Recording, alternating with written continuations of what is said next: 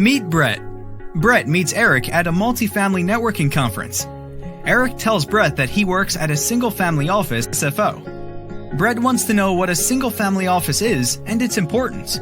Eric explains that a single-family office is a wealth management firm for high-net-worth families, typically with a minimum of $10 million in investable securities.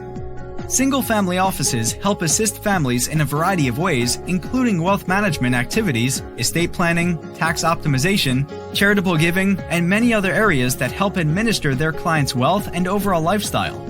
Eric goes on to say that single-family offices get paid a premium from their clients in the use of their services.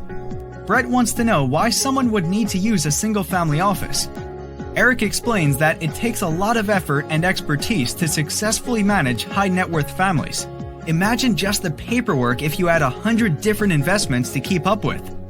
Eric states that it's very beneficial to have a team of highly experienced professionals to help make educated decisions regarding all aspects of wealth management. Brett is excited to now understand the role of single-family offices and the factors they play in helping high-net-worth families.